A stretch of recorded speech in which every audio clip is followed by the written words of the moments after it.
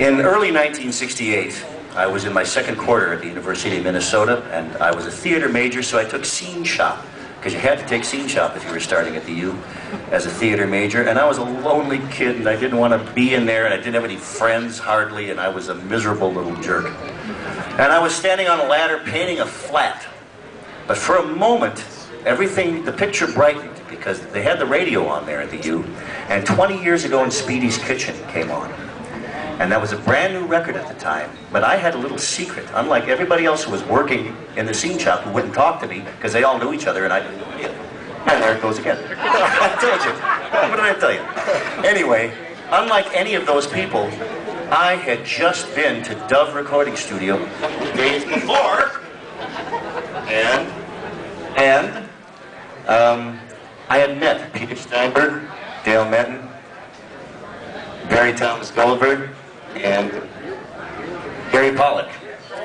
And it was a great thrill for me to listen to that record and know that I knew those guys. It made me feel special, and it lifted me from the ordinary into a rarefied special position, because I had met the guys who had created that record, and I was in awe of them.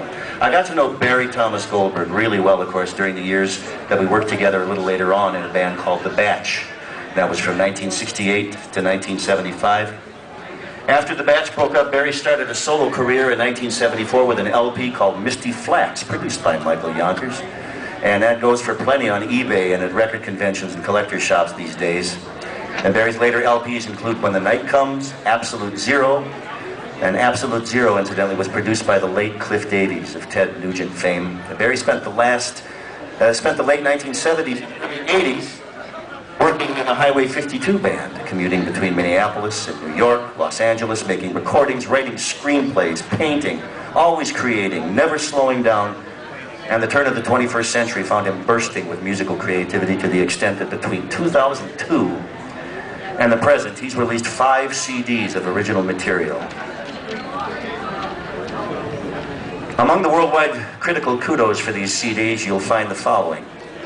A true blue American from the bottom of his heart and a born romantic in his soul, Goldberg consistently delivers delicious contributions to the world around him.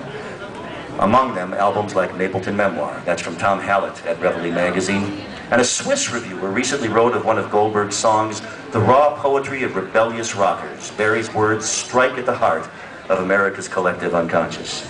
Barry's probably the most gifted lyricist in the history of Twin Cities-based, excuse me, Twin Cities, that was me, not the microphone. Twin Cities-based rock and roll, and a huge influence on Minnesota music. I just decided if I'm going to write a song, it has to mean something, he recently told a radio reporter. It just has to be meaningful. A line may change a person's life. Well, my life's been changed by Mr. Goldberg. No man I've ever met, with the possible exception of my father, has had a bigger influence on me in my life. So thank you, Mr. G. Now, at Barry's side during the making of these albums during the past few years is the guy who's been shoulder to shoulder with him for the past 45 years. Gary Paulak, one of the most gifted musicians I've ever known, is Gary Paulak. And with the exception of people in the movies like Laurel and Hardy or Jerry Lewis, he's the person who's handed me more gut-wrenching laughter than any person I've ever known in my entire life. A gift for melody and harmony that approaches genius, master of guitar and piano, and a technical wizard as well. He's built his own new Dove studio in Bloomington, where Barry's CDs are made, and where he works as a partnership with singer-educator Connie Olson to record and instruct young musicians and singers in the ways of the professional music business. Among the young singers he's performed with in this capacity is my own Rebecca Fogel, who's not paying any attention. Hello. I am now. Why is he saying that? I don't blame you, kid. You're not paying attention. Gary Paulak won Best Music in a Short Documentary at the 5th Annual Garden State Film Festival for the song When Will I Win? You won tonight, kiddo. From Robert Ismert's documentary, Foos, the Greatest, and that's in 2006. Dale Menten, where'd he go? He's released several solo albums. Wiggle the cord. Wiggle the cord. Including the hit Something Fishy. Gee, that helped. And I really want to make a movie which appeared on the MCA label. And lest we forget, he's probably the most prolific creator of hummable, memorable, listenable advertising music in Twin Cities history. Peter Steinberg. Hello. All this stuff about these guys and everything they've done in later years shouldn't make us forget that they're being honored right now, particularly for that very special institution known as Candy Floss Productions. And there is no Candy Floss Productions without Pete Steinberg. A leading instructor, he's found the time to author or co-author several books on a variety of subjects: plastic surgery, animal medicine, of course, bridge, and numerous magazine articles, 3 screenplays, as Dale told you. An amazing, multi-talented guy. But that would have been obvious 40 years ago by the way he combined the talents of Barry Goldberg, Gary Paulak, and Dale Menten, along with his own, and came up with the most musically unique production house in Minnesota history up till that time, maybe all time. And don't forget, Candy Floss came up with Trip Through Hell, now one of the most collectible LPs in Minnesota history. And Candy Floss was also the creative home for the magnificent talents of Michael Yonkers. Then, as now, a totally undescribably unique musical sensibility, and yet one that fit right in at Candy Floss. I'm grateful that they saw fit to pick me up off the street at some point and hand me a life in music. And if you would have told me 40 years ago when I was sitting on top of that ladder in Scene Shop that I would one day have the honor of inducting them into something called the Mid-America Musical Hall of Fame, I couldn't have been any more thrilled or more proud than I am tonight. So, Dale Menten, Peter Steinberg, Barry Thomas Goldberg, Gary Paulak, it's my pleasure to induct you into the Mid-America Music Hall of Fame.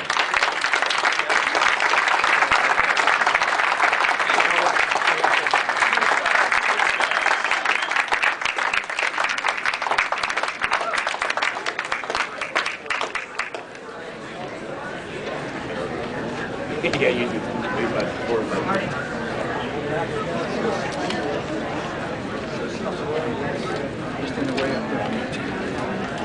This is fun. Hey, Jack. Good, I'm not the only one who doesn't work. Jack. Here. Checking. Okay, attention everybody. I blew up the toilet at Dove Recording Studios. Now the truth comes out. I'm sorry, Daryl Arvidsson. I'm just pleased to see Kevin Odegaard. Man, I haven't seen you for a long time. It's great. Michael Yonkers, youngster, whatever. A guitar wizard. Gary Paulak, what a pleasure. It's been working with you 40 years here. Arne, Fogel, man, I owe you a drink, maybe 3. Peter Steinberg, you discovered us. It's all your fault. And I think the Mid-America Hall of Fame deserves a round of applause for all the work they do to give some appreciation to us old guys, and you know. So let's have a hand for the Mid-America Music Hall. Okay, that's all from me. Thank you, Joan Marie.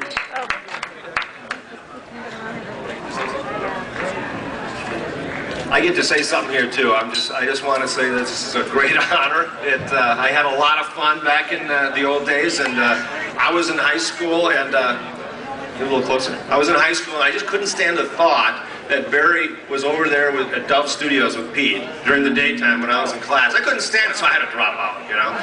And I did, and we all got together there. We had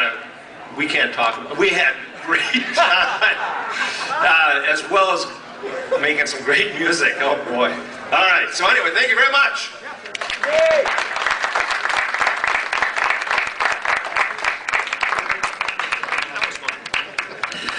Oh, thanks for your patience, all you guys. It's sort of the Peter principle in triplicate.